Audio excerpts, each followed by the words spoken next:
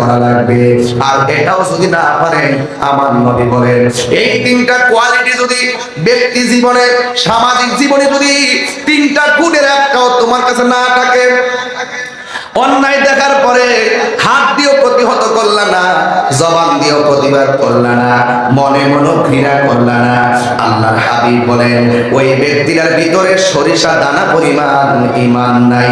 এই জন্য আমি যখন অন্যায় দেখি হাত দিয়া তো পারি না, মুখ দিয়া প্রতিবাদ করি। কথা বলেন ঠিক কিনা? এটা হাদিস, যে অন্যায় হলে প্রতিবাদ করা, এটা হাদিস। আমি প্রতিবাদ না করলে আমার কবরে কি আপনারা যাইবেন? আমি দেখতেছি এটা অন্যায়, আমার সামর্থ্য থেকে হাত দিয়ে প্রতিহত করো। রাসূল বলেছে এই সামর্থ্য যদি না থাকে তাহলে জবান দিয়ে প্রতিবাদ করো। জবান দিয়ে যদি প্রতিবাদ না করতে পারো, মনে মনে দুষ্টেরকে ঘৃণা করো। এটাও যদি না পারো তাহলে বুঝতে হবে তোমার ভিতরে সরিষা দানা পরিমাণ ঈমান নাই। আমার ঈমান রক্ষা করতে গিয়ে আমি মুখ দিয়ে প্রতিবাদ করি, অন্তরে ঘৃণা করি, এটা আমার নবীর শিক্ষা। কথা বলেন ঠিক কিনা?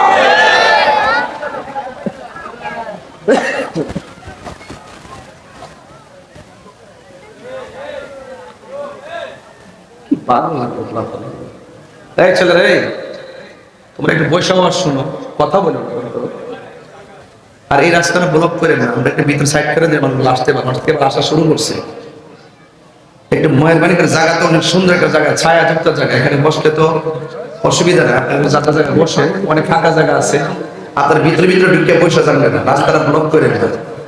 অনেক মা বোনরা আজকে আসছে মাহফিল, সবাই জবানটা খুলে এখন আল্লাহু আকবার, এই আওয়াজে মানি না, জোরে করে আল্লাহু আকবার। জনম জনম যদি গাহি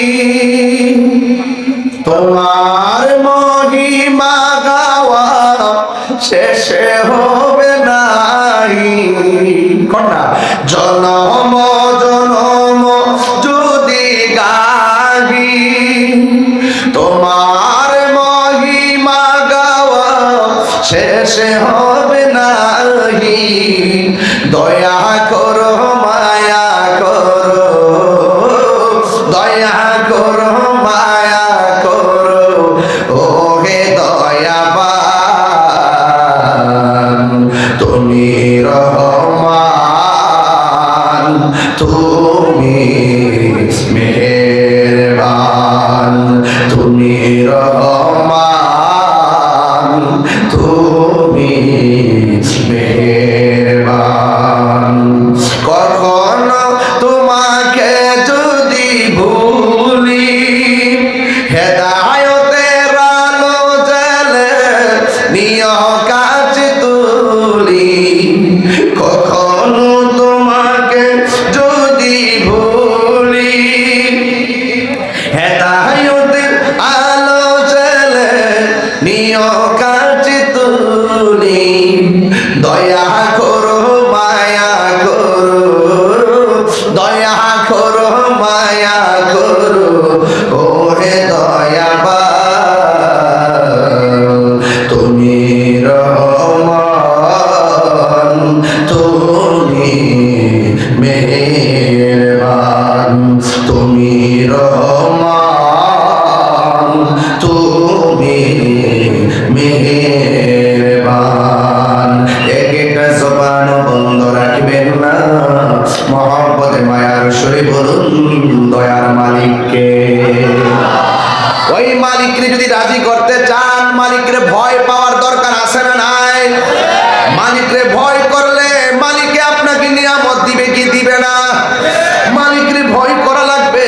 আল্লাহ রাব্বুল আলামিন বলেন ওয়া'লামু আন্নাল্লাহা মা'আল মুত্তাকিন।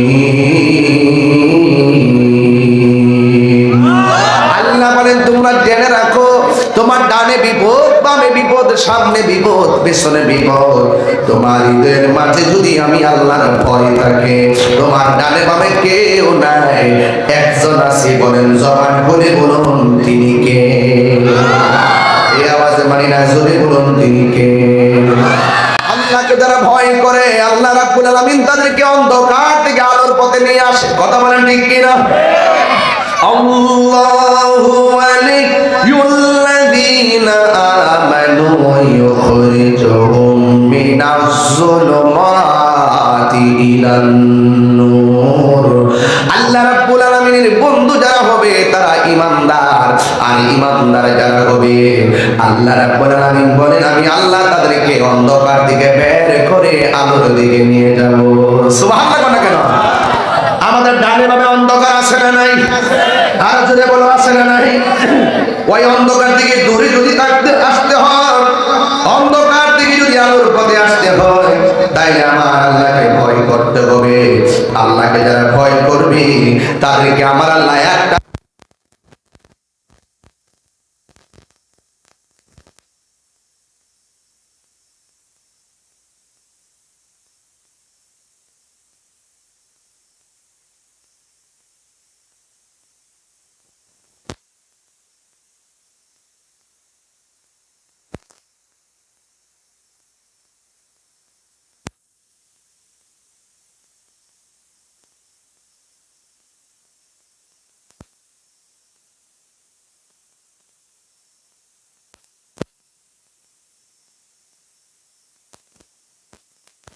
জাহান্নাম মেয়াদ ভিত্তিক পুরার পরে আল্লাহ বলবে এই আরে উঠাও, তার সাদা কি এখন সে কিসে যাবে? জান্নাতে।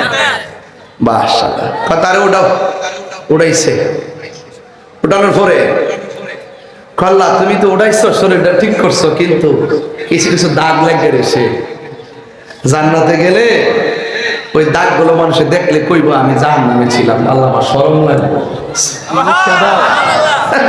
কি লাগবো? শরম লাগবো। আল্লাহকে ফেরেশতারা আমার পাগলটারে তাসলিম নামক পানি দিয়া দৌত কইরা সুন্দর করে সুবাসিত কইরা যেন জান্নাতে যাওয়ার পরে কেউ যেন বুঝতে না পারে সে জাহান্নামে ছিল। আল্লাহ কোন জান্নাতে যাইতাম? ওই জান্নাতটা। আল্লাহ এত সুন্দর জান্নাত, যদি একটু কাছে যাইতে পারতাম। আল্লাহ কয় যাও। কাছে যাওয়ার পরে দরজাটা খুলে দিব। আল্লাহ যদি একটু ভিতরে যাইতে পারতাম, পরে দরজাটা খুলে দিব। ভিতরে যাওয়ার পরে আল্লাহ যে সুন্দর খাওয়ান, যদি একটু খাইতে পারতাম। আল্লাহ খাওয়ান ওপেন করে দিব। তো সবার পরে যে জান্নাতে যাবে তারে যে সবচেয়ে ছোট রুমটা দিবে, এই রুমটা হলো পৃথিবীর 70টা সমান। ছোট্টটা সবার ছোট্ট যেটা। ওয়ালিমান খাফা মাকাম রাব্বিহি জান্নাতান।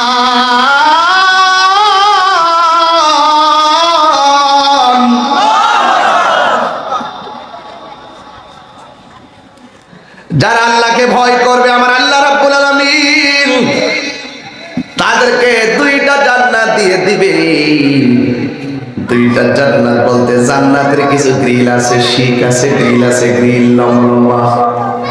একটা গ্রিল যদি বিক্রি করেন সারা পৃথিবী 70 বার কিনা যাবে, এত দামি। সুবহানাল্লাহ রে। এমন সুন্দর জান্নাতের মধ্যে দিবে কারে জানেন? যারা আল্লাহরে ভয় করে। হযরত ওমর রাদিয়াল্লাহু তাআলা আনহুর নাম শুনছেন নি? নরম না গরম? বাপ রে বাপ। না ভয় তো পাওয়া বড় কথা না। তো যে রাস্তা দিয়ে ওমরের জীবনে একবার গেছে, কিয়ামত পর্যন্ত এই রাস্তা দিয়ে শয়তান ডরও যাইতো না। শয়তান মনে মনে ওমরে যে ভাবার কবর থেকে উঠতে আমার জুতা দেবে না।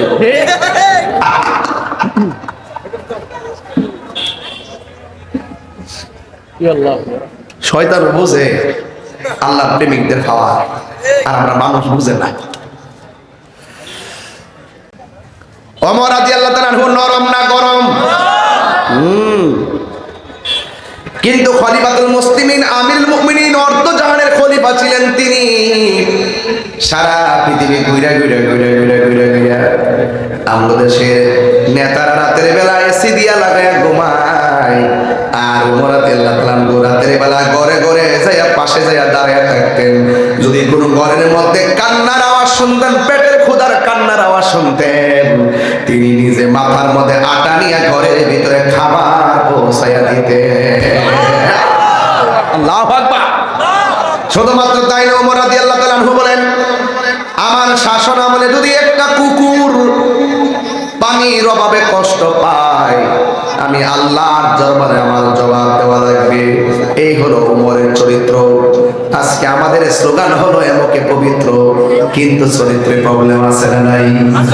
আরো জোরে কোনো আছে না নাই? মুখের কথা শুনলে মনে হবে আল্লাহর ওলি, ভিতরে শয়তানি আছে না নাই? ভিতরে মনে মনে আয়া লই, এরপর একটা পরে এখন রং পাল্টা থাকবে, রং পাল্টা, রংটা শুধু পাল্টা, আয়া লই। দেশের মানুষ এখন সচেতন, কথা কন ঠিক না বেঠে?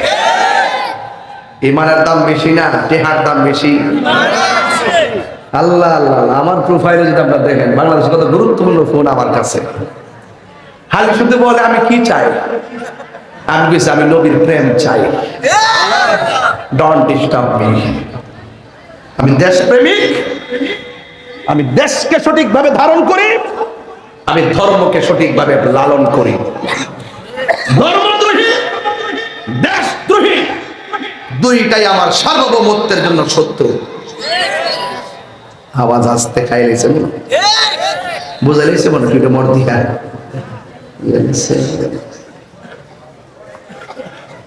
পিরিতি শিখায়া কই গেলা লুকায়া, এটা হিরি করি কি পাই। গেছে আগের মুরব্বীরা, এখন কয়েকজন মুরব্বী মাঝখানে বসা। বেড়াটা যদি 5 পাস হইতো, বাপটা যদি 5 পাস হইতো, গড়টার ভিতরে মনে সাইলে রাখছে মাস্টার সর ফুলা, বুড়া বাপের এক দাঁতের বুঝো বুঝে নাই। আর যেই মাত্র বাপটা কবরে গেছে গা, যেই ডাইল ধরে সেই ডাইলি ভাঙ্গে পড়ে, আবেগে চলে, বিবেক গড় থেকে উঠে গেছে গা। কথা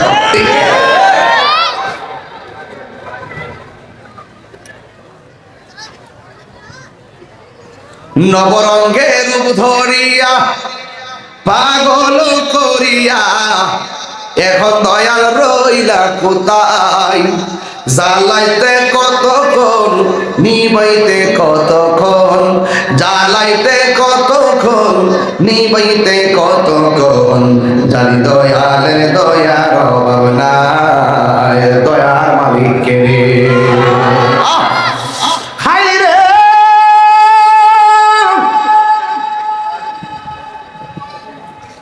ও বিটিকাল মিনার বাবা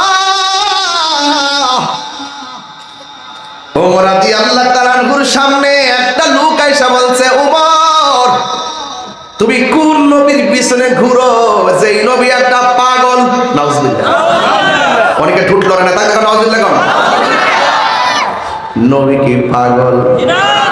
আল্লাহ কয় তোমাদের বন্ধু পাগল নয়, তোমাদের সাথী পাগল নয়। এবার উমর রাদিয়াল্লাহু তাআলা ডাক দিয়া কয়, বাবা কি কইছেন আবার কোন?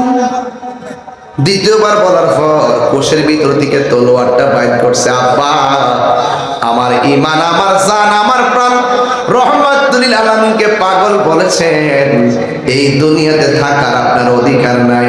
কোষের ভিতর থেকে তলোয়ারটা বাইর কইরা নিজের বাপের কেল্লাটা দেহ থেকে আলাদা করে দিছি। আল্লাহু আকবার। কি বুঝলেন ঈমান কি জিনিস? সবাই কি নরম থাকবো নাকি? সবাই কি নরম থাকবো? কেউ মেরে চরিত্র পাইব, আমি নরম থাকতাম পারি না।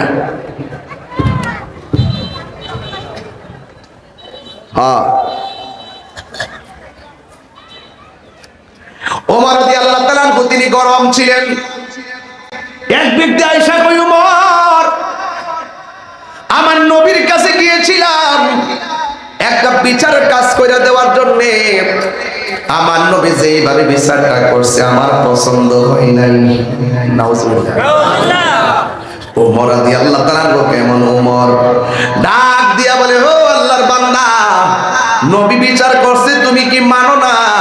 কয় না, আমার মন মতো হয় নাই। এবার ওমর ডাক দিয়ে, আমি করলে তোমার মন মতো হইব নি? কয় হইব, আপনি যেমনে করবেন আমি এমনি মানবো। ওমর রাদিয়াল্লাহু তাআলা বলেন, ও বান্দা শুনো, আমার নবী বিচার করছে, যার মন মতো হয় নাই, আমি উমরের বিচার হলো তার দেহ থেকে কল্লাটা আলাদা করে দেওয়া। যে নবীর বিচার মানে না, সে বেঁচে থাকার কোনো অধিকার নাই। কথা বলেন ঠিক না?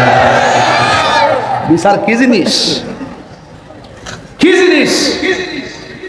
এই উমর রাদিয়াল্লাহু তাআলা খলিফাতুল মুসলিমিন, তিনি বলতেছেন একটু দেখি সমাজের রাখালদের অন্তরে আল্লাহর ভয় কেমন আছে।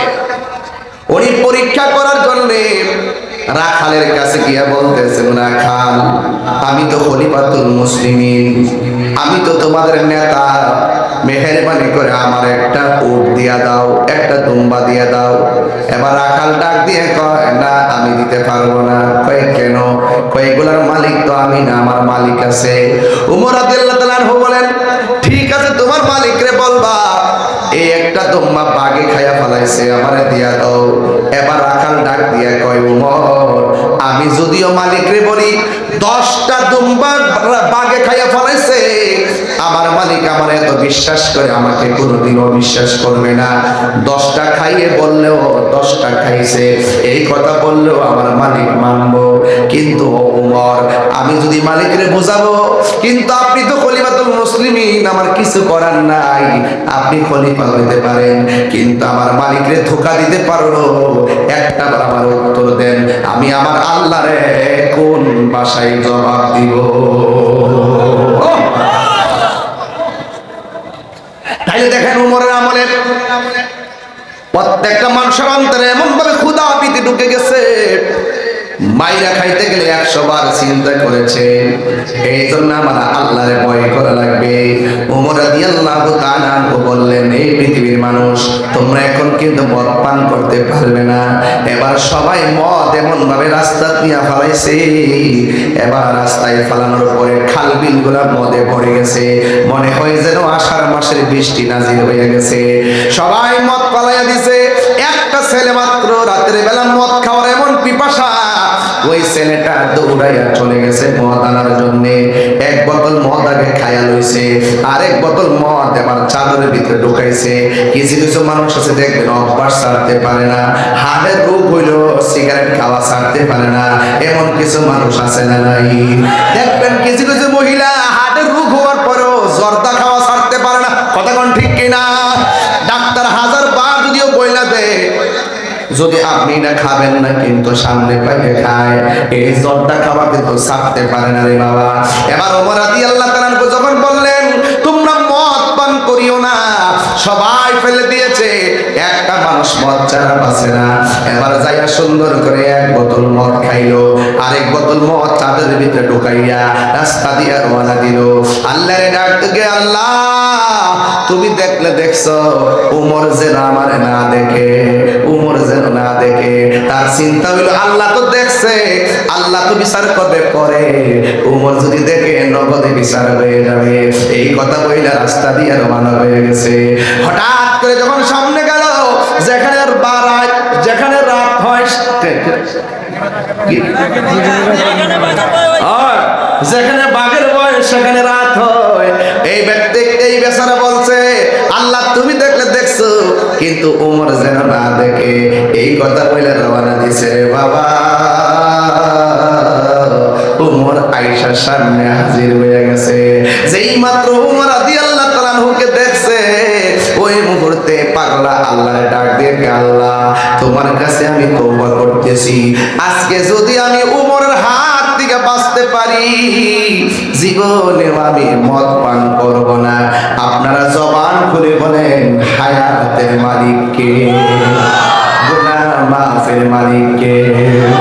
ও আল্লাহ,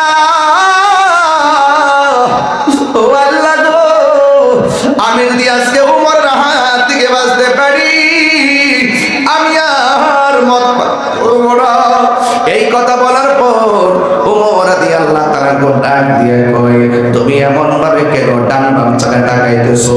এবার আল্লাহর বান্দা বলে, উমর আপনি যে আমারে বলেছেন, এলাকায় বলেছেন মদ পান করা হারাম, সবাই ফেলে দিয়েছে, আমি আর থাকতে পারি নাই। আমি একটা মদের বোতল নিয়ে আসলাম, আমার আস্তের ভিতরে মদের বোতলটা আছে। যেই মাত্র ওমর রাদিয়াল্লাহু তাআলা মদের বোতলটা হাতে নিলেন, দেখতেছেন মদ নাই। এক রাওয়ায়াতে লেখে এটা দুধের বোতল হয়ে গেছে, আর এক রাওয়ায়াতে লেখে এটা মধুর বোতল হয়ে গেছে। জোরে জোরে কথা সুবহানাল্লাহ।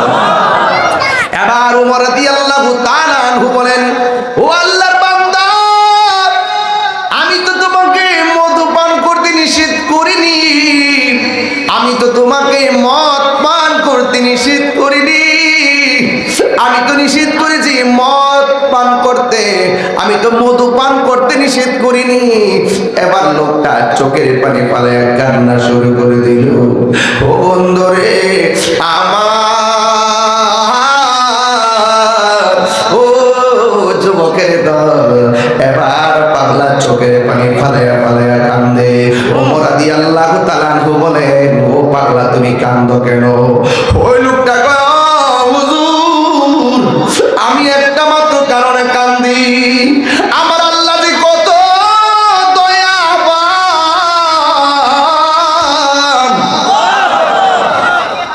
আমার আল্লাহ যে কত দয়াবান।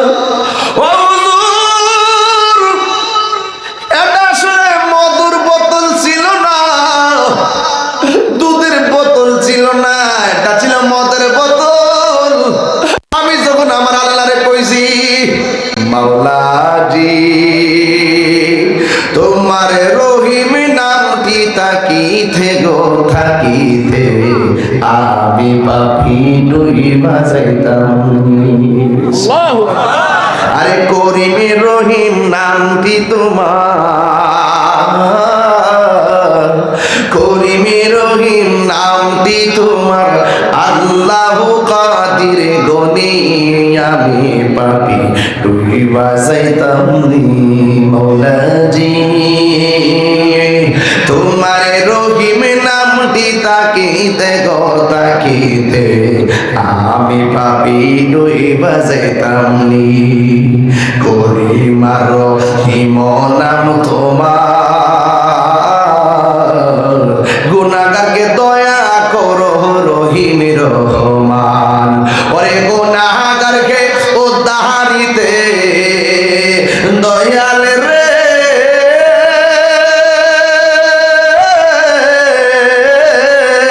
ওরে গুনাহগারকে উদ্ধারিতে, গুনাহগারকে উদ্ধারিতে কে করবে মেহেরবানি, আমি পাপি ডুইবা যাইতাম নি। মাওলাজি তোমার রহিম নামটি তাকিতে গো তাকিতে, আমি পাপি ডুইবা যাইতাম নি। গুনাহ মাফের মালিক কে? আর জোরে কোনা কে? পাহাড় পরিমাণ গুনাহ করছো, আল্লাহ বলেন লা তাকনাতু মির রাহমাতিল্লাহ, আল্লাহর রহমত থেকে নিরাশ হয়ো না। পাহাড় পরিমাণ অভিযোগ, পাহাড় পরিমাণ দুঃখ কষ্ট নিয়ে মালিককে যদি ডাক দেন, মালিক যদি রাজি হয়ে যায়, সেকেন্ডে আপনার সব গুনাহ মাফ করে দিতে পারে কি পারে না? আরো বড় করে বলা, পারে কি পারে না? প্রাণ দয়াল রে, রাত্রে দিনের বেলা দিতে চলে না বাজার, হ্যাঁ চলে।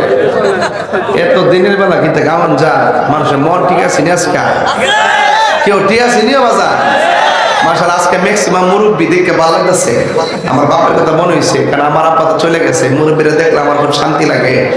এই যে ঘরের মধ্যে, যে ঘরের মধ্যে মা বাপ আছে, এই ঘরের মধ্যে মক্কা মদিনা আছে, আছে না না? আরেকজন আছে না না?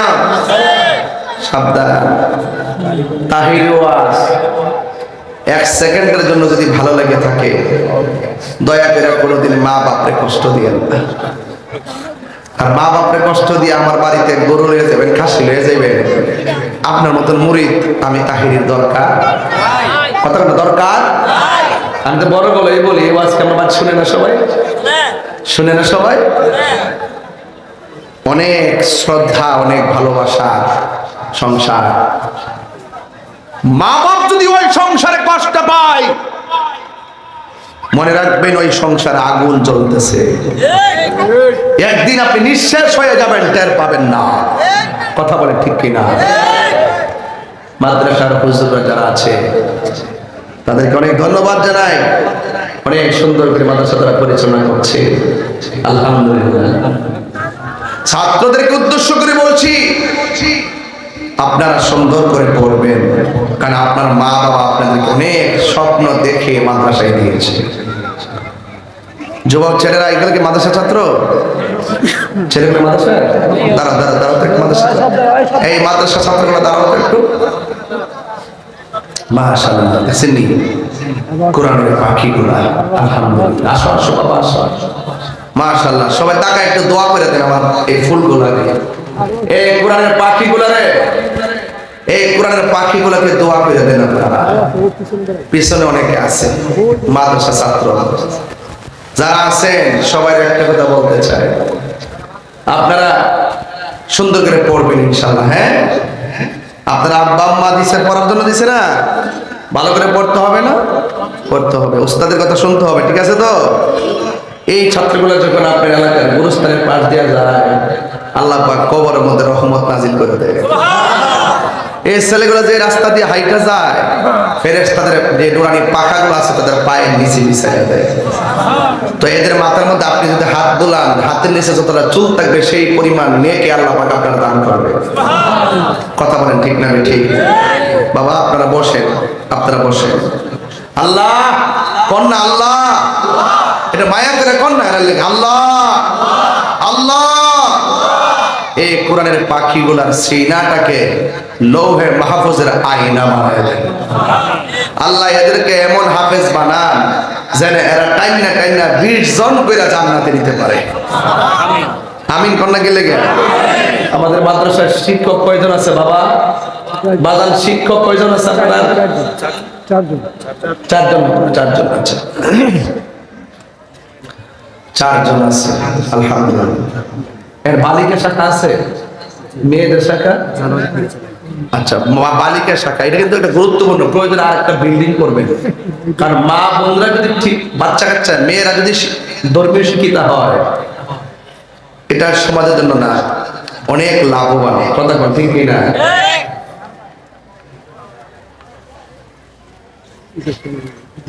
আচ্ছা, এটা এটা একটু পরে বলবো বাবা। হ্যাঁ, আচ্ছা ঠিক আছে।